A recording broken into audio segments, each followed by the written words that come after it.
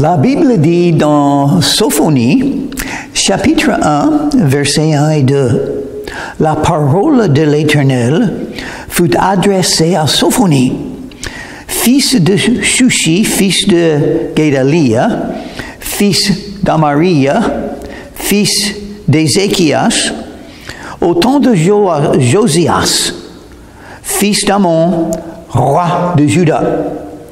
Je détruirai tout sur la face de la terre, dit l'Éternel. » Prions.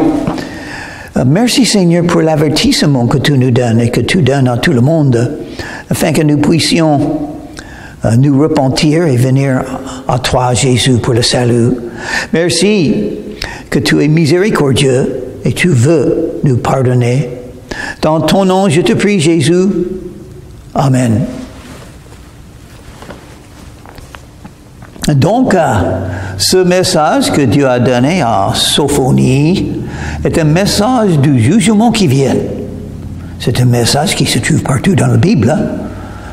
On a eu l'exemple de Noé et le grand bateau qu'il a construit pour sauver quelques-uns. Malheureusement, la plupart des gens ont été détruits pardon, parce qu'ils ne voulaient pas croire. Je détruirai tout sur la face de la terre, dit l'Éternel. Le jugement vient. Pourquoi? Parce que Dieu est saint et nous sommes pécheurs. Il est parfait, nous sommes méchants. Et il est juge. Il n'a pas de choix. Un juge doit faire ses décisions.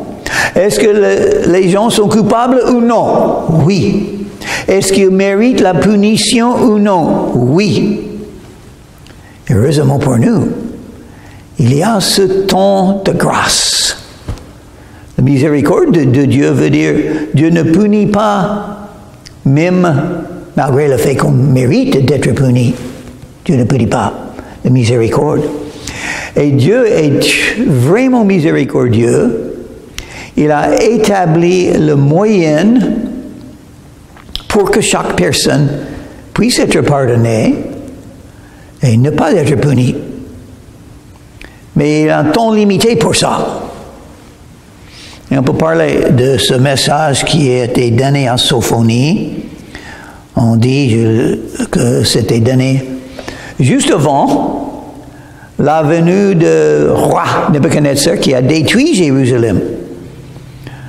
Et donc c'est un avertissement d'un jugement qui est venu vite sur Israël, mais aussi ça signifie le jugement final qui va venir. À ce moment, nous sommes dans le monde pendant l'époque de l'Église, l'époque de la grâce de Dieu, l'époque quand Dieu veut vous donner le Nouveau Testament, c'est-à-dire la nouvelle alliance faite par le sang de Jésus, où vous êtes pardonnés, tout à fait. Mais cette grande miséricorde de Dieu est limitée dans un sens. Il nous donne le choix. Il offre le salut, le pardon des péchés, la vie éternelle, une relation personnelle avec Jésus. Il l'offre. Mais c'est à nous de choisir et de chercher. Est-ce que vous connaissez que vous êtes coupable? Peut-être ce message peut vous aider à reconnaître le fait que le jugement vient. Il faut être pardonné. Sinon, si vous choisissez, si vous faites le choix de ne pas venir à Jésus, vous êtes en danger du jugement qui vient. Et on dit des fois, oh, ce message d'un jugement vient, c'est seulement pour l'Ancien Testament. Le Nouveau Testament parle plutôt de la grâce de Dieu, la miséricorde de Dieu. Oui, entre-temps. Mais Le Nouveau Testament a le même message qui a été donné aux apôtres et aux prophètes. Le même message, le jugement vient. Il ne faut pas être détruit quand on peut être sauvé. Quiconque invoquera le nom du Seigneur sera sauvé. Sauvé de quoi? Sauvé des péchés, sauvé de la mort, sauvé du diable, sauvé de l'enfer, sauvé du jugement qui vient. Ça va venir. Donc, on peut lire un peu plus en Sophonie, le verset 3. « Je détruirai les hommes et les bêtes. » Dieu l'a dit. Les hommes et les bêtes. Le monde sera tellement corrompu que Dieu décide à tout détruire, comme il a fait pendant la vie de Noé. Mais quelques-uns peuvent être sauvés. Les oiseaux du ciel et les poissons de la mer, les objets de scandale et les méchants avec eux. J'exterminerai les hommes de la face de la terre, dit l'Éternel.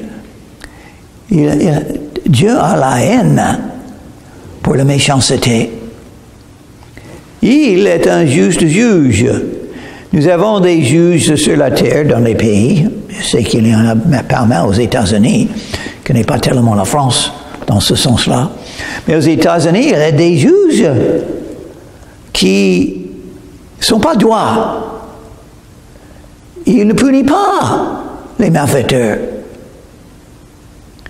Quelqu'un mérite la mort, sont en prison pendant 40 ans, en train de très bien manger chaque jour, regarder la télé, la musique. 40 ans! Et enfin, peut-être, sera mis en mort un tueur en série qui viole des femmes et des enfants et sont gardés dans la prison pendant 40 ans. Et d'autres qui font des choses horribles, ils sont mis dans la rue après un peu de temps. Ce pas des bons gens, des bons juges.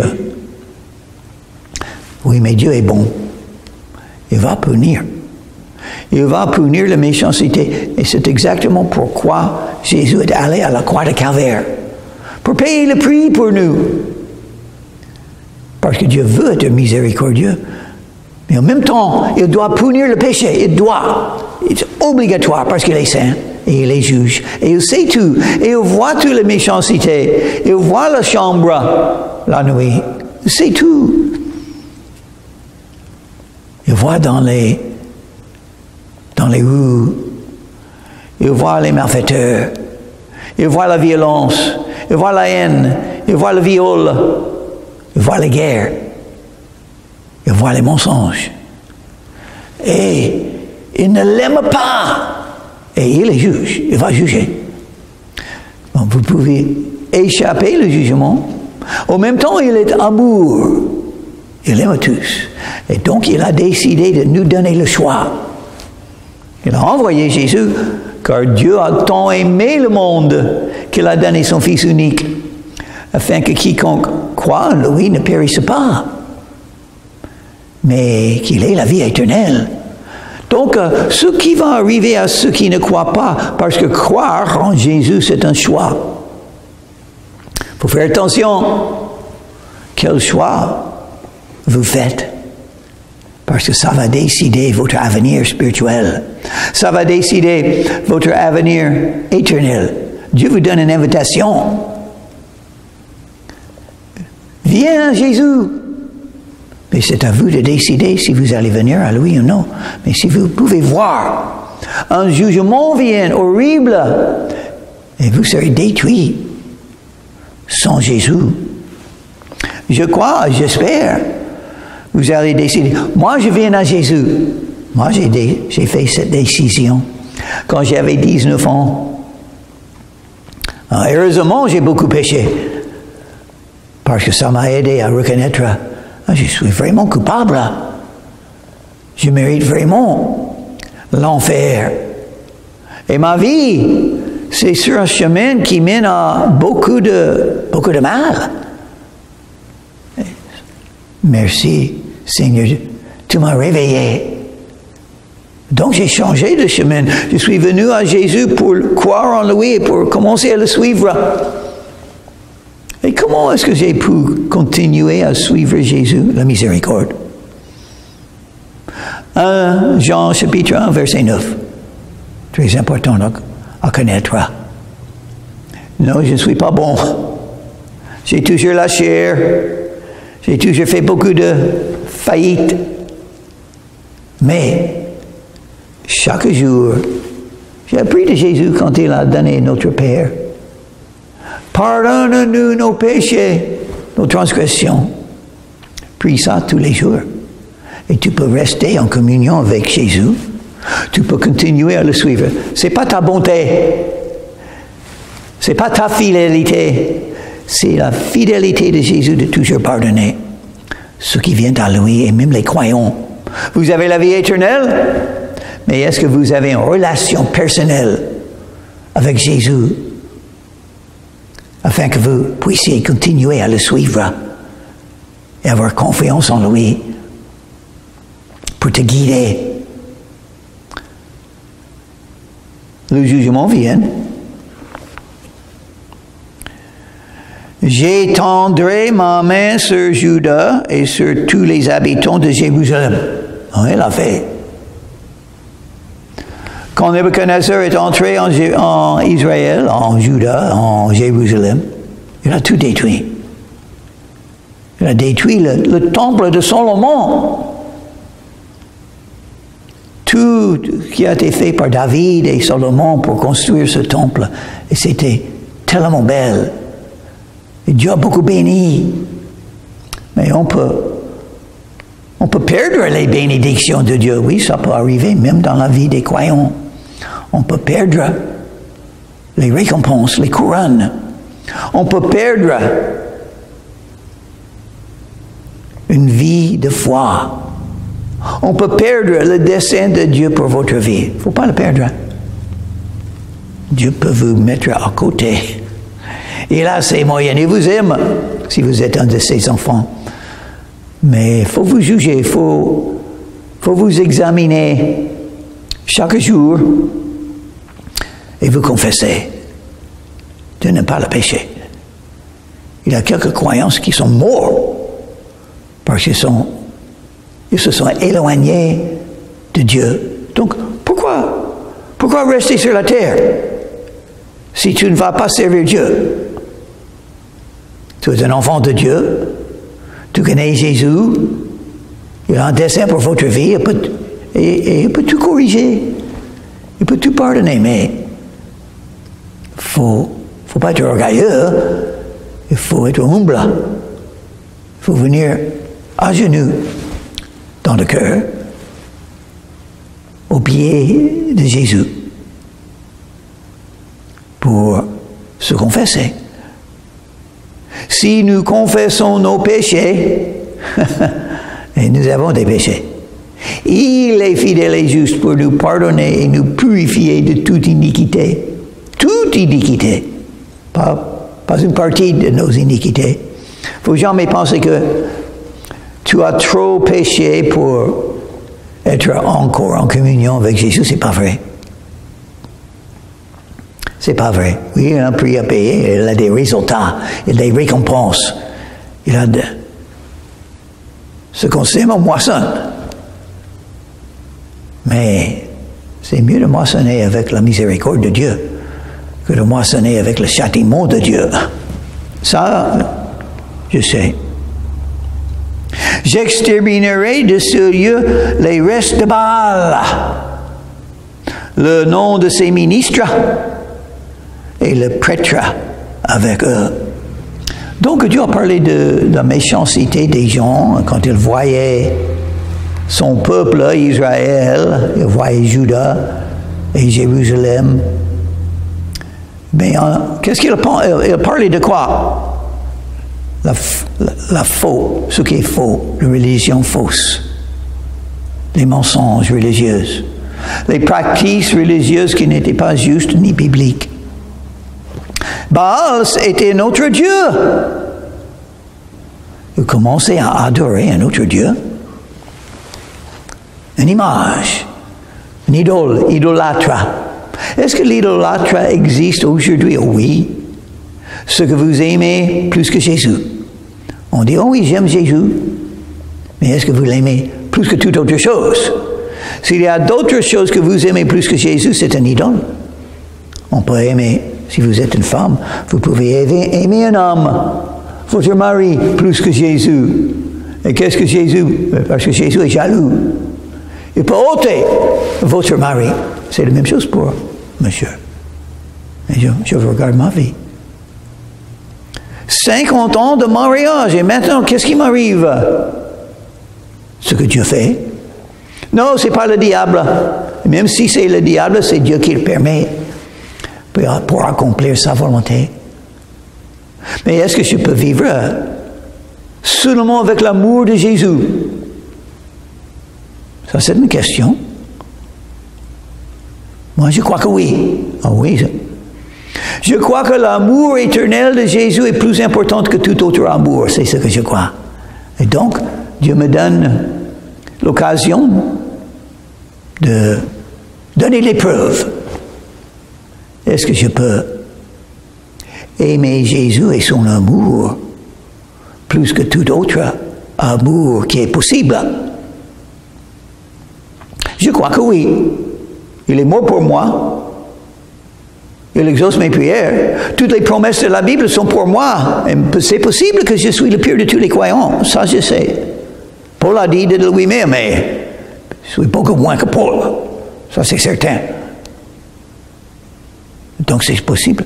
Et même quand même, cet amour éternel est toujours pour moi. Et même aujourd'hui, comme il m'a aimé le jour que je suis venu à lui, il y a 56 ans, il m'aime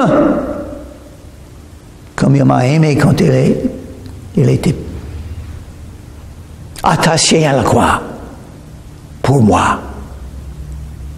Attaché à la croix pour moi. Attaché à la croix pour moi. Je crois que je peux réfléchir sur cet amour et trouver des moyens de le suivre sans amour humain. Je crois que je peux faire ça. Sans doute, je peux faire ça. L'apôtre Paul l'a fait. Donc, je peux le faire. Et on peut dire, oh, il ne faut pas être comme ça. Tu peux tout corriger. Oh bon? Ah bon? Non, c'est Dieu qui l'a fait. Ce qui m'arrive, c'est Jésus qui l'a fait. Moi, je sais. Tout le monde dit, non, non, non, tu es coupable. Si tu as dit ceci, si tu as dit cela, tout sera mieux pour toi. Non, je ne crois pas. Je crois que c'est Dieu qui dirige ma vie parce que je suis un vrai croyant. Toutes choses concourent au bien. Toutes choses, pas quelques-unes des choses. Toutes choses concourent au bien de ceux qui aiment Dieu et de ceux qui sont les appelés selon son dessein. Et je l'aime. Pas assez, mais je l'aime. Et on m'enseigne comment l'aimer plus. Donc c'est un message très important.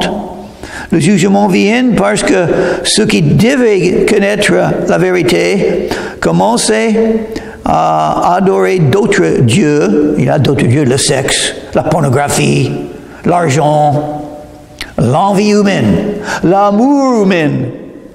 Il y a d'autres dieux qui sont toujours là. Les choses matérielles, une voiture, des relations humaines, la famille. Il y a beaucoup de choses qu'on peut adorer plus que Jésus. Et on pense, oh, c'est bien. C'est bien d'aimer son époux et son épouse, oui, mais plus que Jésus. Non, ça c'est un péché. Ça c'est une idole. Ça vous empêche de marcher avec Jésus et d'apprendre plus de son amour.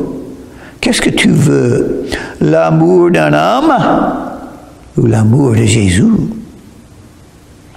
Ceux qui se prosternent sur les toits devant l'armée des cieux, les faux. Ceux qui se prosternent en jurant par l'Éternel et en jurant par le roi. Ceux qui sont détournés de l'Éternel. Ils disent qu'ils cherchent l'Éternel, mais ils ne font pas. Et Dieu sait, parce qu'ils voient les cœurs. Les gens pensent, qu'est-ce qu'il faut dire?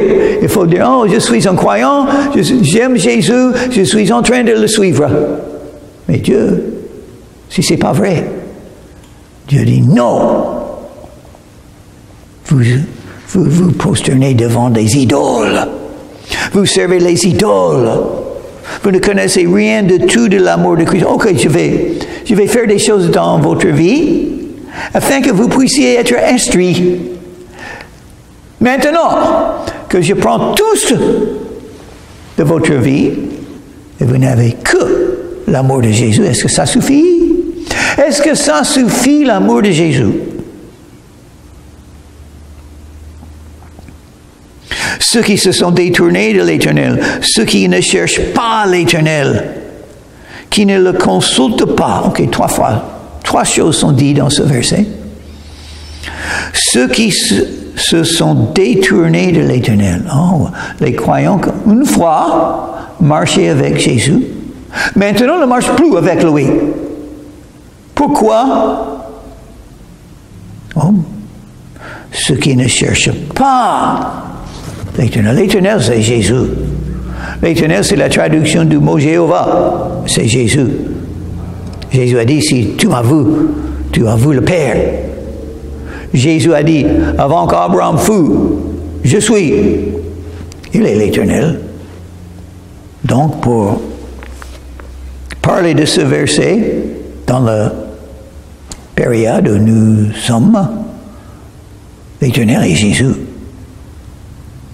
Ceux qui ne cherchent pas l'Éternel, c'était des croyants, mais ils ne cherchent plus Jésus. Il faut le chercher.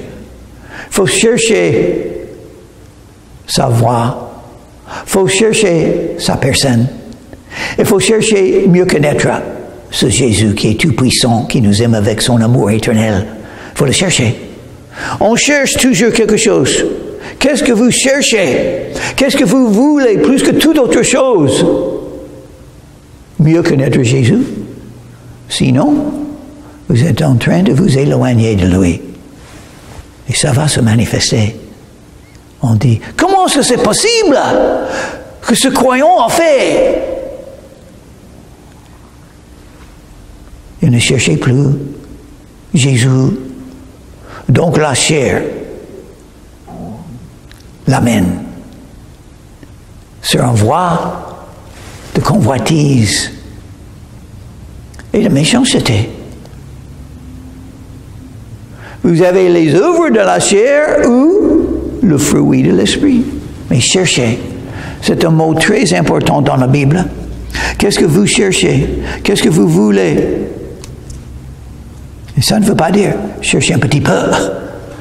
Ça veut dire chercher avec tout le cœur. Plus que toute autre chose, est-ce que vous voulez mieux connaître Jésus? Qui ne le consulte pas. On s'arrête de parler avec Jésus. Priez tout le temps. Qu'est-ce que c'est la prière? Une relation avec Jésus. On parle avec lui. Jésus, je vais faire ceci, je vais faire cela, mais je veux que ta volonté se fasse. Et aide-moi, Seigneur. Il me faut ta puissance, ton amour, tes capacités. Je ne peux rien faire sans toi, Jésus. Je sais que tu as un dessein pour moi aujourd'hui. J'ai les petites tâches à faire. Donne-moi la sagesse. J'ai les grandes choses qui arrivent dans ma vie comme tout le monde. Les détresses, les tribulations, les décisions. Aide-moi, Jésus. Guide-moi. C'est lui mon conseiller. Ésaïe chapitre 9, verset 6. Il est le conseiller. Il faut aller parler avec lui. Une fois, un homme m'a dit, plus qu'une fois, Il m'a dit, où est-ce que vous allez pour le conseiller? Et moi, je crois qu'il parlait des êtres humains. Des êtres humains qui peuvent me donner de conseils. Et un être humain ne voit pas mon cœur, ni ce qui se passe dans ma tête, ni tout ça dans les vies des autres autour de moi. Comment est-ce qu'un être humain peut me dire quoi faire? Il faut faire attention contre le conseil des êtres humains. Moi, je préfère le conseil de Jésus. Et je sais que ce Jésus, devant lequel j'étais à genoux il y a 56 ans, il m'a sauvé de mes péchés. Il m'a donné la vie spirituelle, la vie éternelle. Ce Jésus peut me conseiller. J'ai la Bible, j'ai le Saint-Esprit, j'ai Jésus à côté de moi et en moi, et je suis en lui. Il me parle, il me guide. Oui, il faut faire attention parce que le Saint-Esprit, des fois, il parle doucement. Doucement. Il faut le chercher pour l'entendre. Hein? Oui, je sais. Je sais, j'ai fait des erreurs. J'ai fait des décisions sans vraiment écouter. Et il peut utiliser tout autour de vous. Une fois, j'étais en train de faire quelque chose que je ne devais pas faire parce que je n'étais pas soumis au Saint-Esprit. Je ne cherchais pas avec tout mon cœur son avis, son conseil. Une fois, j'ai entendu sur la télé une chanson. Un monsieur chantait bien. Il chantait. C'est la première fois dans ma vie que j'ai entendu son chanson. Tout le monde le connaît. Ne me quitte pas. Ne me quitte pas.